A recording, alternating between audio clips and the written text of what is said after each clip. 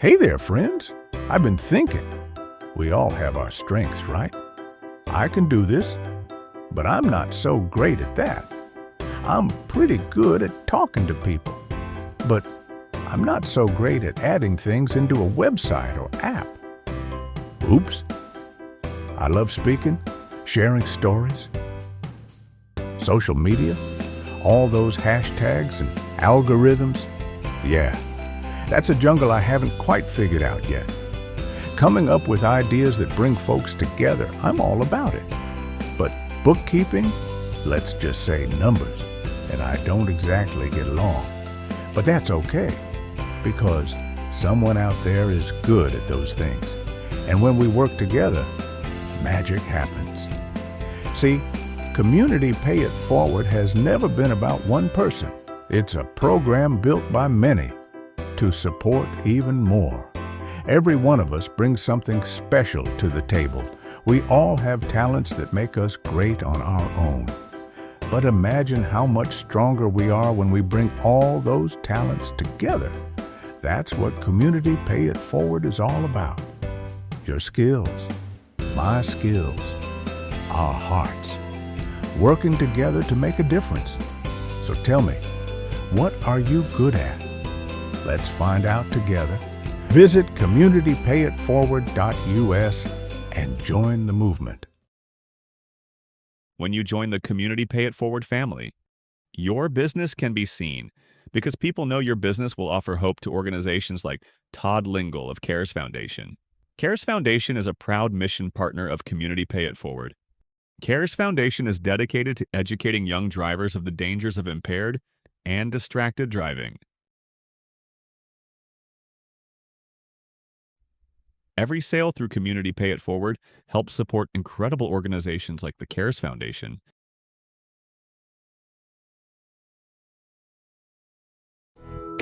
We have a beginning.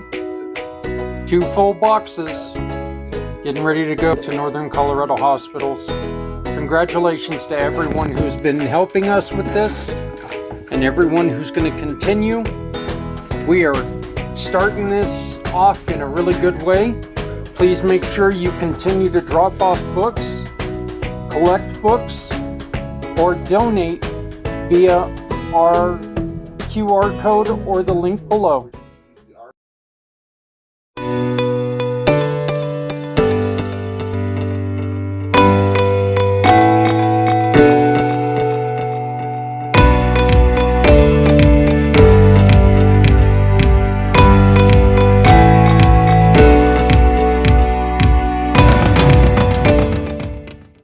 Hey, we are starting a brand new segment, brand new show, actually, with Maria Dolores of the Human Contract and the Human Constitution, which is coming out. When is that coming out, Maria? The Human Constitution, the book, you mean? Yes. It's fairly soon, or if it's not out already when you're watching this. So, yeah. Okay. Yeah. So, yeah, and you can find it on Amazon? Mm-hmm. Yes. All right. We'll have to go and pick that up. So, and maybe what we can do is we can get people to participate in the show, and we can give away a copy. So we'll work on doing that. But we do have the founder of the Human Contract and the Human Constitution, Maria Dolores, with us. We're going to be talking about, just treating each other with the respect, with the dignity that we all want to be treated. To break it down, we're going to go back to when we were 10 years old and mom and dad tells us, treat people like you want to be treated. Well, we're going to explain why this has become so important. And one of the things, Maria, that you do is you are very present all over the world in people's burials. And can you explain what you do and what is the purpose of your participation in that? Yeah, thank you, Zach. And I just love these conversations with you, and I want to start there because I so appreciate you.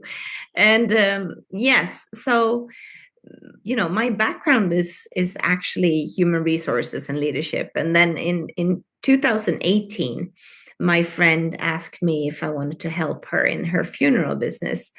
And I started out, and Zach, I have to tell you that the first time I was a funeral representative, I was sitting there in the ceremony and I was listening, and all the songs and the ceremony itself, which is Christian, is reminding me about my grandmother. And she was born 1913. And so she was very much, everything around her life was about dignity and life. Hi, babe. Oh, that's a cute dog.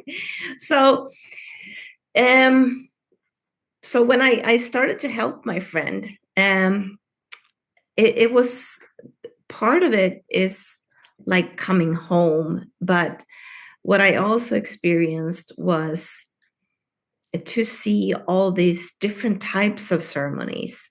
I've attended over 1,500 funerals. So I've seen, yeah, that's a lot over the years. Christian, Muslim, Buddhist, Hindu, Sikh, and also secular ceremonies. So, and the core theme is always about dignity. It's about respecting and honoring the life that was, but also, to remember together, and it's about the faith that I'm present with, but also people coming together.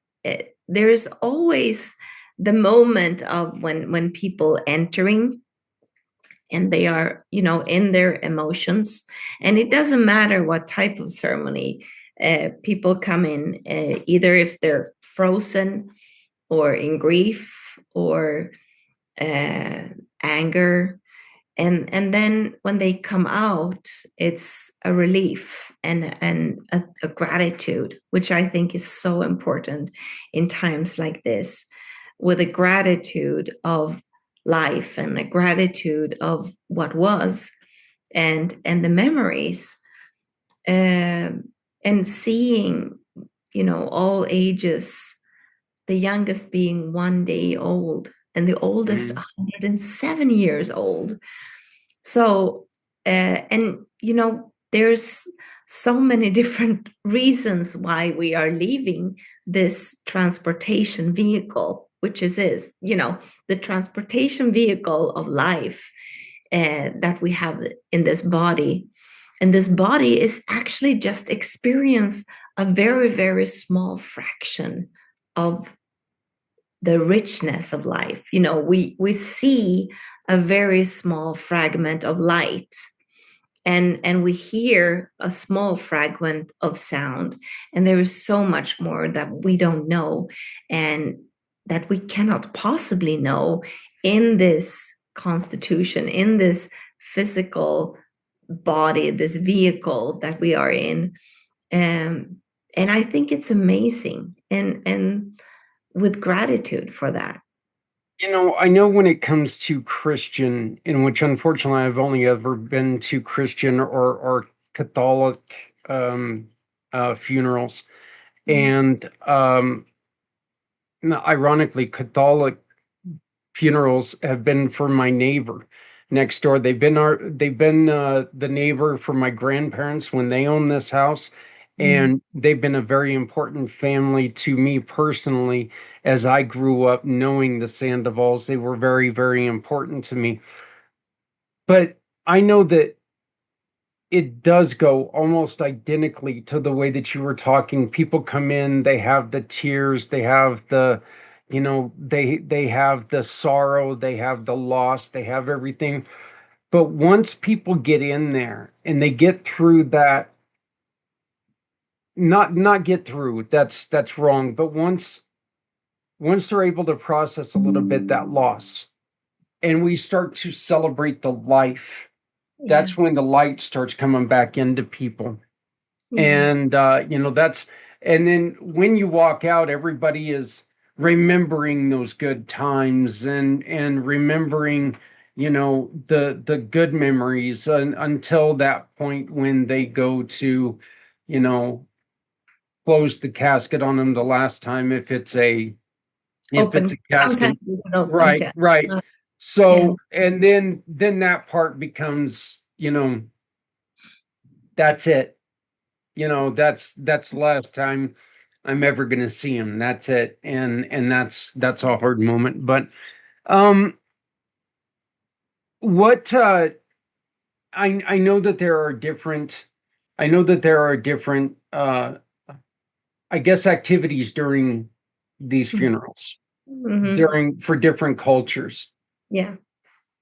Without trying to put any of them down, which is the one that is more focused on the person themselves, and which is the one that's more focused on the people who are in the audience? Because I think a lot of time we focus on the people in the audience, the people who have lost, rather Mhm. than the person who is lost. Uh, I would say a part of what is the common theme in all the different ceremonies is coming together, remembrance, and it's about, you know, the message that the religion is carrying, but it's and to have your closure. So it's really a common theme. But I mean, with Buddhism, it's a lot of chanting and to encourage the soul to move onwards. And yeah, it is different with different themes, and with some religions like Hinduism, it's always cremation, which is not, which can almost seem offensive for some sections in religions. So, but what I really think is important is, and that's the human constitution. That is not a religion. It's about life here and now, and it's not about previous or coming lives. And the human constitution is, it's about to encourage us all to feel that you have the right to all your emotions. You know, I remember this young boy who came in, and his friend, who was 16 years old, he was in the casket, and he died of a cancer. This boy, 16 years old, and this friend, he comes in and he has hate in his eyes. You know, life is unfair. I hate life. I hate this religious leader, you know, the God, and life is unfair. And at the end of the ceremony, still, you know, there is a closure, and there's uh, and people just coming together is so important. And sometimes I see my role as, you know, I'm the person who's greeting everyone who's coming and saying hello and welcome, and my name is Maria, and I'm representing the funeral agency, and let me know, like a hostess. And so I see my role as both supporting the person who's holding the ceremony, whoever that is, and also to see and greet and make everyone feel seen and heard and acknowledged, and that all emotions are equally respected, and that we do have the right to our emotion, and we also have a responsibility, and the responsibility is trying to mature and to feel whatever we are feeling, and then trying to let go of the emotion. We do not need to let go of the memory. It's No. rather to, to remember with grace and with care, and to let go of to forgive yourself and to forgive the person, because sometimes we do things or we don't do things that we feel is that we don't want to forget or forgive. And to forgive is not to it's not for the others' sake, it's for your own sake to let go. Yeah, you don't want to walk around the rest of your life with that guilt, put upon yourself, because, truthfully, you're the one who's going to have that guilt, and it is you who's holding it in place there. Yeah. So, there is no such thing as letting it go. Yeah, But guilt or blame, forgiveness. guilt or blame or shame, those three. It's either, I feel guilty, or I'm blaming, and I feel ashamed. And yeah, we humans, we sometimes, we don't treat each other that nice, and No. there is, and that's why the fourth principle in the human constitution is about power, and that is to take your rightful space and your rightful place.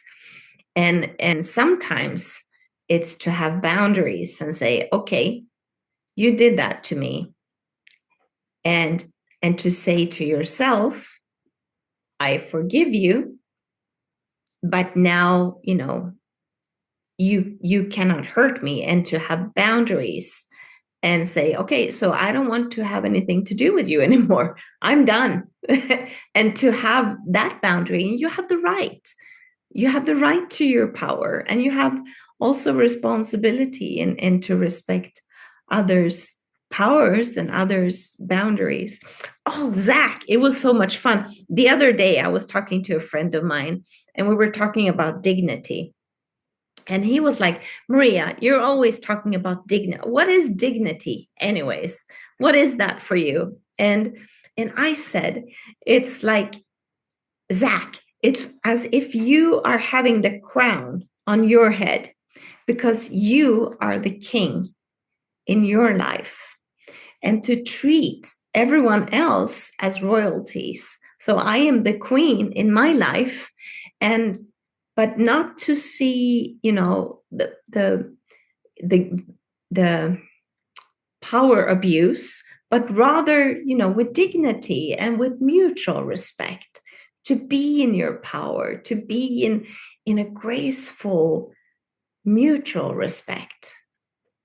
That's As it's as you are being a diplomat and meeting another person who's the king of their country, their life.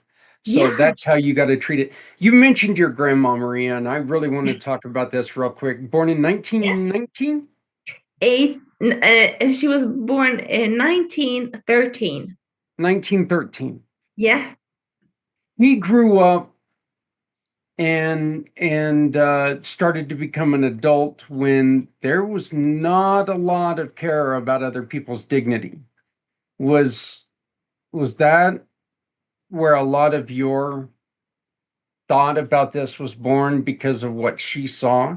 Because you guys are a lot closer to where all of that happened than we are.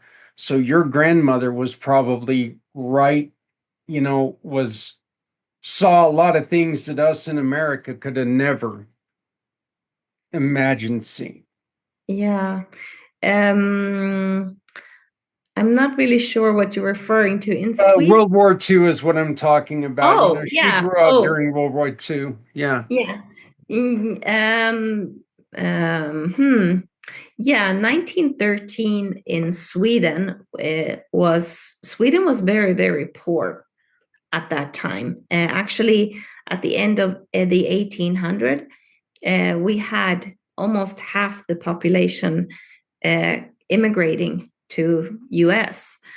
So I think we were, at that time, I think we were 4 million and people, and I think about 2 million people immigrated to America at that time. It was starvation and also no freedom of religion.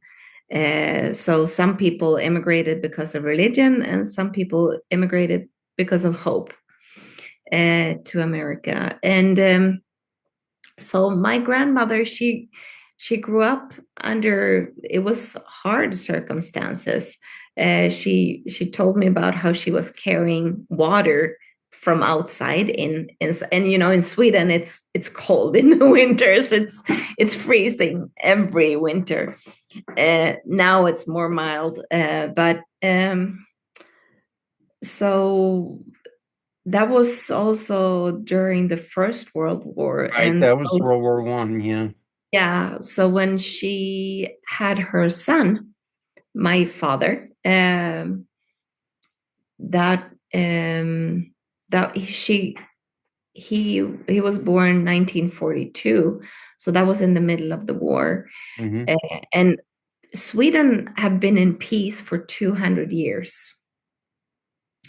So we haven't had war, and but I remember she told me that they had the bags standing in the entrance, packed every single day, ready to go. So hard times, but since Sweden sort of survived during the war, and we have steel and forest industry, um, we did very, very good in the after the war. A lot of profit for us as a society, and the booming of the steel industry and rebuilding.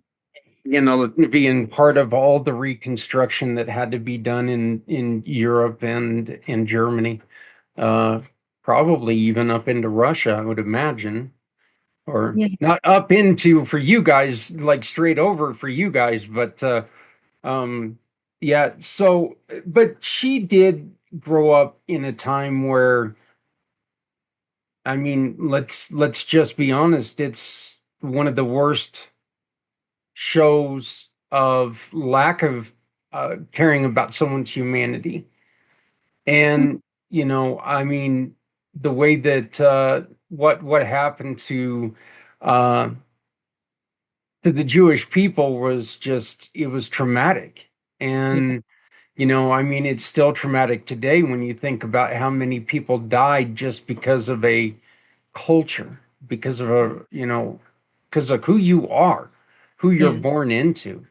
yeah, And I think that, I mean, it's scary that that still goes on today. yeah, yes, and also, and that specific era is a very, very dark chapter Hmm. in our human history. And very unfortunately, or I don't know, I don't really know the word, sorry, I'm You had Swedish. it right. Very but unfortunate. Yeah. yeah, but I don't really think the word unfortunate is really carrying the weight of what I want No. to say, because we have had this behavior as a species for many, many times.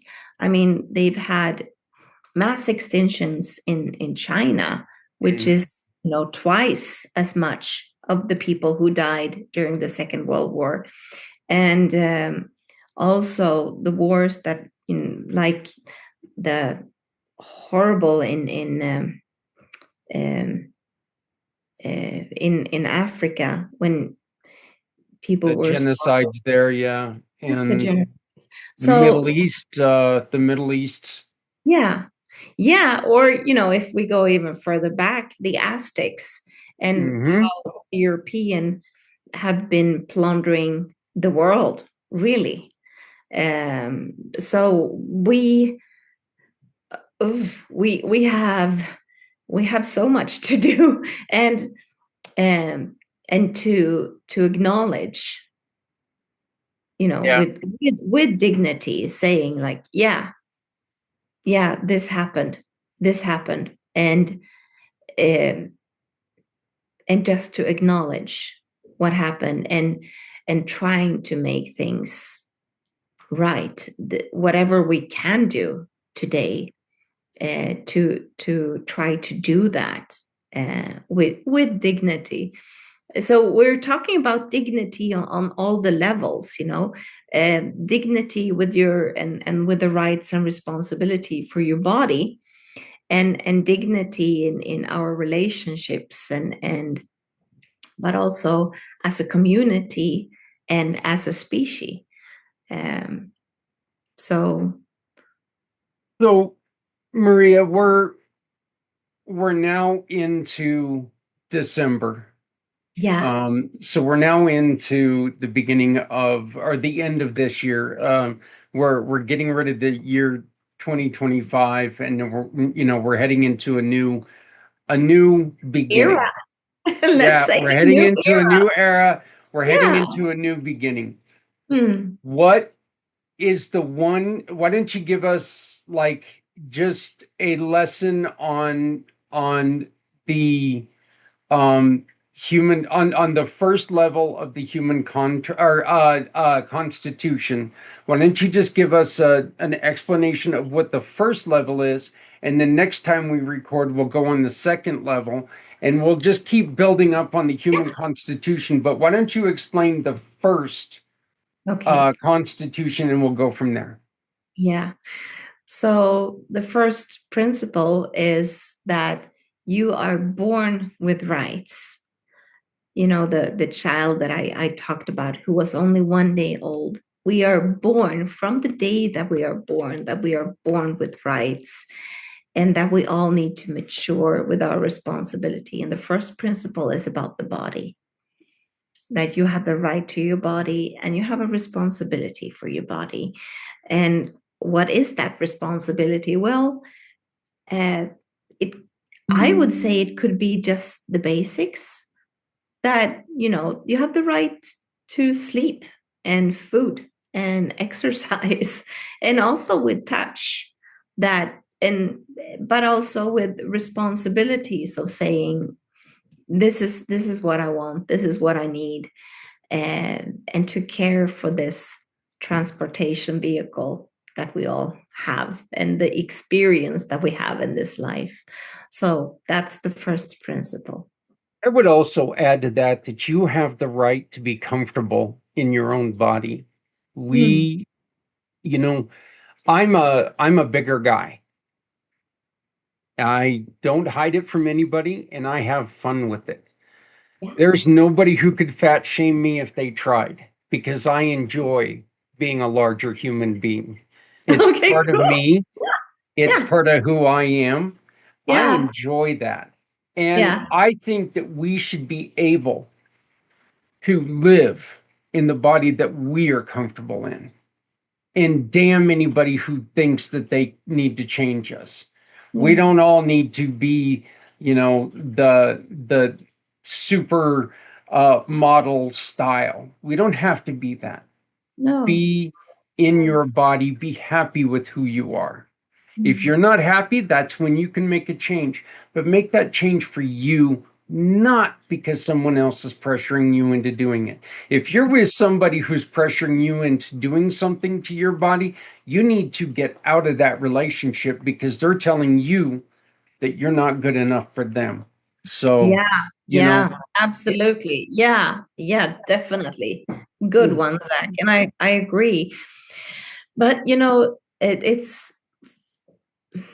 from my perspective, and this is the fun or the interesting thing with the human constitution. So the human constitution is simply stating you have rights and you have responsibilities, and then it's what everything within that is your contract to yourself, with yourself, and to humanity. So how you want to interpret your rights and your responsibility for your body, but it's also with, again, dignity and respect for others' bodies, and trying to mature with dignity, and to, like you said, to feel comfortable in our own skin, and enjoy. Isn't that one of the purposes of life, isn't it? Yeah.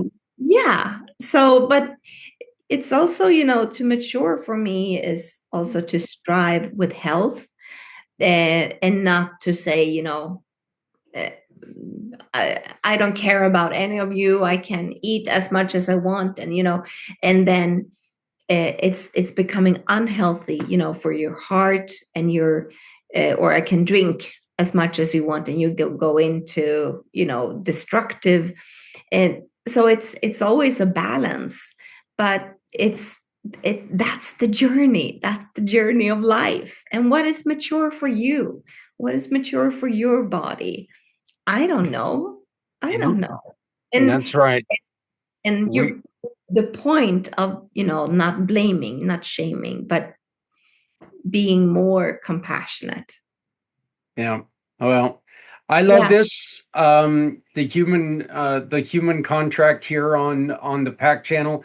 I appreciate it.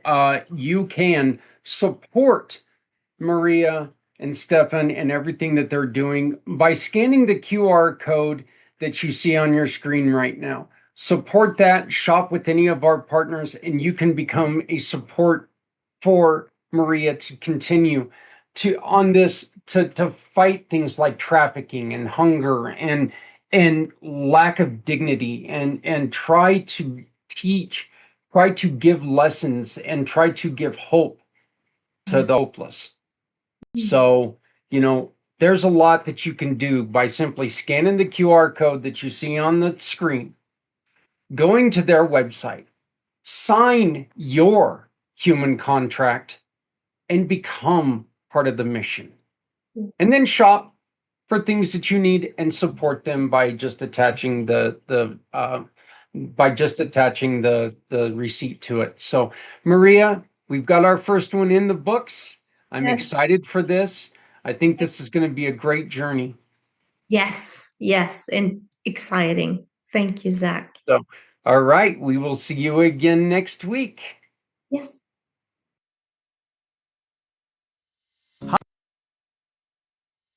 Hi, friends. I'm Barry, and this is my amazing support gang, Zayden, Avery, and Bert. We're here to invite you to something truly magical, the miracle of the season. This year, we're asking you to collect new books and board games. Yes, they must be new. And deliver them to the 2025 Chili Cook-Off, Community Pay It Forward, or your local children's ward at the hospital closest to you. These gifts will bring comfort, imagination, and joy to children who need it most. We also want you to read your favorite story, just like you would to your own kids, and record it for us to share on air. Help us by purchasing these books and board games. Open the cover and sign it with your family name, leaving the 2 blank for a nurse to fill in. Let's celebrate the beauty of every tradition, every story, and every act of love. Tell us about your favorite holiday memories. What did you celebrate? What moments with family and community do you cherish most? Your voice could bring a beloved tale to someone who's never heard it before. Businesses, we need you too. Sponsorships help us reach more families and make this season truly miraculous. Join us in showing your love for the community. Join us for the miracle of the season. Visit communitypayitforward.us to learn more, get involved, and share your story.